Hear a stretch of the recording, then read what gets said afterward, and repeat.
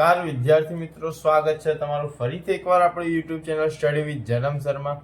વિદ્યાર્થીઓ, આપણે છેલ્લા વિડીયોની અંદર જોયું હતું ચેપ્ટર નંબર 7 ની શરૂઆત કરી હતી, ઇન્ટ્રોડક્શન જોયું હતું અને સ્વાધ્યાય 7.1 નો પ્રશ્ન 1 જેની અંદર આપણે અંતરસૂત્રનો ઉપયોગ કરીને બે બિંદુઓ વચ્ચેનું અંતર શોધવાનું હતું તેનો આપણે પહેલો દાખલો જોયો હતો અને બીજો ને ત્રીજો આપણે એવું કીધું હતું કે જાતે ગણવાનો પ્રયત્ન કરજો.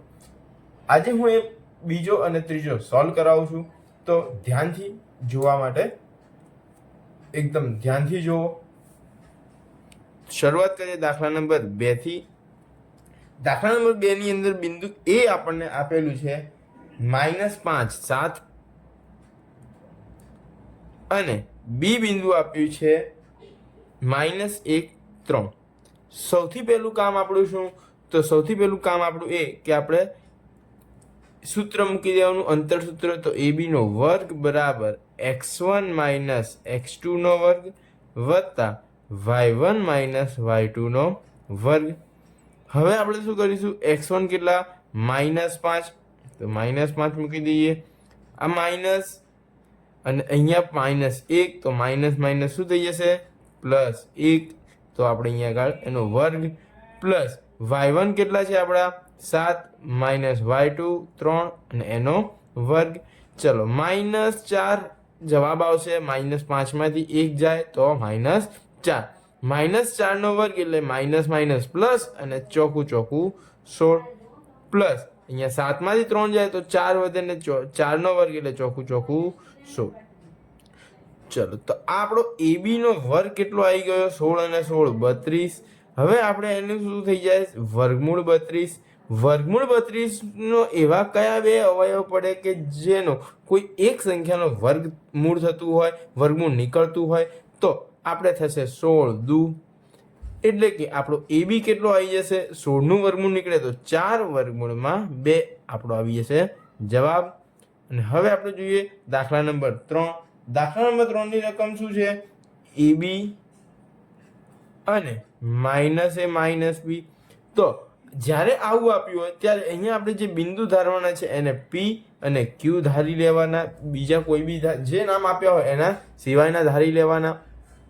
હવે આપણે સૂત્ર મૂકી દઈએ.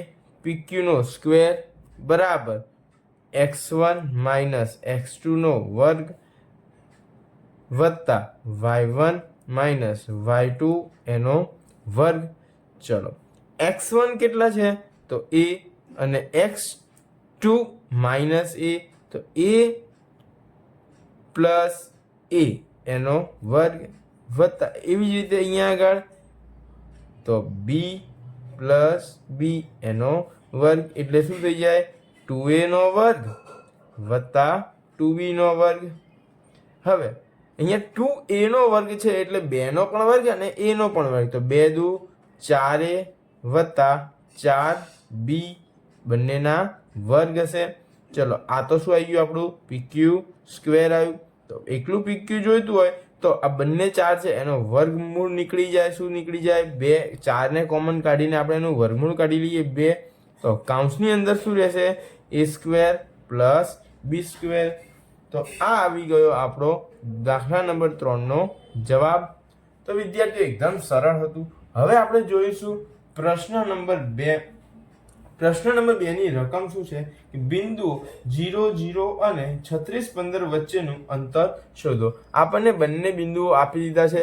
પહેલું જે બિંદુ આપ્યું છે બરાબર, એનું શું કીધું છે? આપણને પહેલું બિંદુ કીધું છે 0 0 અને બીજું બિંદુ આપ્યું છે 36 અને 15.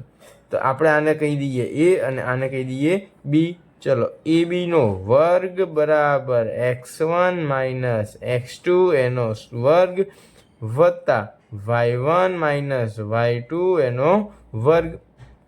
હવે x1 કેટલા છે? તો 0 - x2 36 એનો વર્ગ વત્તા અહીંયા આગળ y1 0 - y2 15 એનો વર્ગ. ચલો, -36 અહીંયા આગળ જવાબ શું આવશે? -36. હવે આપણે અહીંયા આગળ -36 હોય તો માઇનસ માઇનસ શું થઈ જાય? પ્લસ થઈ જાય, માઇનસ માઇનસ પ્લસ. હવે માઇનસ માઇનસ પ્લસ થાય તો 36 નો આપણે શું કરી દઈએ, વર્ગ કરી દઈએ. 36 નો વર્ગ કરીશું તો આપણો જવાબ આવશે 1296. જવાબ આવશે 1296 પ્લસ. એવી રીતે અહીંયા પ્લસ માઇનસ માઇનસ પ્લસ અને 15 નો વર્ગ કરવાનો તો 15 નો વર્ગ કેટલો આવશે આપણો 225. હવે જે આવ્યો એ આપણો જવાબ શું હશે, AB નો વર્ગ. AB નો વર્ગ આવ્યો તો આ 1296 વત્તા 225 એટલે આપણો જવાબ શું આવે 1521. 1521. હવે આપણે આ જે વર્ગ છે એને સામે લઈ જાઓ તો શું થઈ જાય, વર્ગમૂળ થઈ જાય. એટલે વર્ગમૂળમાં 1521 થઈ જાય. શું થઈ જાય, વર્ગમૂળમાં 1521. હવે આ 1521 નું જ્યારે આપણે વર્ગમૂળ કાઢવું હોય તો એના માટે તમે ધોરણ 8 ની અંદર ભણી ગયેલા છો એ રીત તમારે અહીંયા આગળ વાપરવાની. કઈ રીત 8 ની, તો તમે એ વખતે વર્ગ અને વર્ગમૂળ નામનું ચેપ્ટર આવ્યું હતું એ ભણ્યા હશો તો એ જે ચેપ્ટરની અંદર તમારો જવાબ આવતો હતો એ જ રીતે હવે આપણો આવી ગયો જવાબ. AB ની આપણને લંબાઈ મળી ગઈ. તો વિદ્યાર્થીઓ આ બહુ સરળ દાખલો હતો. ખાલી આની અંદર જે અવયવ પાડવાના છે તે થોડા તમને ટફ લાગી શકે છે. તમારે જો એ પણ જોઈતું હોય કે આના અવયવ કેવી રીતે પડે તો તમને એનો શોર્ટ વિડીયો ઇન્સ્ટાગ્રામની આપણી સ્ટડી વિથ જનમ સરની ચેનલ પર મળી જશે. ત્યાં જઈને પણ તમે જોઈ શકો છો. હવે વિદ્યાર્થીઓ આપણે કરવાનું છે દાખલા નંબર 4 ની અંદર શું કીધું કે ચકાસો 5 માઇનસ 2 6 4 અને 7 માઇનસ 2 એ સમદ્વિબાજુ ત્રિકોણના શિરોબિંદુઓ છે. શું કીધું છે, એ ચકાસો સમદ્વિબાજુ. સમદ્વિબાજુ એટલે શું કે તેની કોઈ પણ બે બાજુઓના જવાબ કેવા આવશે, સરખા. તો આપણે પહેલી બાજુ કઈ લઈ લેવાની, કોઈ બી એક બાજુ આપણે પહેલી લઈ લેવાની કે 5 અને માઇનસ 2 આપણે એ લઈ લઈએ. બી શું લઈ લઈશું, તો બી લઈ લઈશું આપણે 6 4 લઈ લઈશું. અને સી શું લઈ લઈશું, સી ની અંદર આપણે લઈશું 7 અને માઇનસ 2. ચલો પહેલા AB પછી BC અને પછી AC એવી રીતે આપણે અલગ અલગ શોધીએ તો AB નો વર્ગ બરાબર, ચલો અહીંયા આગળ આપણે ડાયરેક્ટ મૂકી દઈએ આ x1 માંથી x2 એટલે કે 5 માઇનસ 6 નો વર્ગ વત્તા માઇનસ 2 માઇનસ 4 નો વર્ગ. ચલો 5 માંથી 6 જાય તો માઇનસ 1 અને માઇનસ 1 નો વર્ગ કેટલો થાય તો 1 થાય. પ્લસ માઇનસ માઇનસ પ્લસ પણ નિશાની મોટા પદની એટલે કે 4 ની તો કઈ માઇનસ, તો માઇનસ 6 અને એનો વર્ગ શું થઈ જાય છાયું છાયું 36 અને આ જે વર્ગ સ્ક્વેર છે એ સામે જતું તો શું થઈ જાય વર્ગમૂળ ને 36 ને 1 37. ચલો હવે આપણે કરીએ BC નો વર્ગ. ચલો BC માટે આ બંને આ x1 અને આ x2 6 માઇનસ 7 એનો વર્ગ વત્તા 4 માઇનસ 2 એનો વર્ગ બરાબર. ચલો 6 માંથી 7 જાય તો માઇનસ 1 અને માઇનસ 1 નો વર્ગ 1. હવે અહીંયા આગળ માઇનસ 2 પણ છે અને અહીંયા નિશાનીનું પણ માઇનસ આવશે એટલે માઇનસ માઇનસ પ્લસ થઈ જશે. 4 ને 2 6, 6 નો વર્ગ એટલે 36. હવે અહીંયા વર્ગ છે એ સામે જતું રહે તો વર્ગમૂળ અને 36 ને 1 37. હવે આપણે શું જોઈશું AC, તો AC નો વર્ગ બરાબર.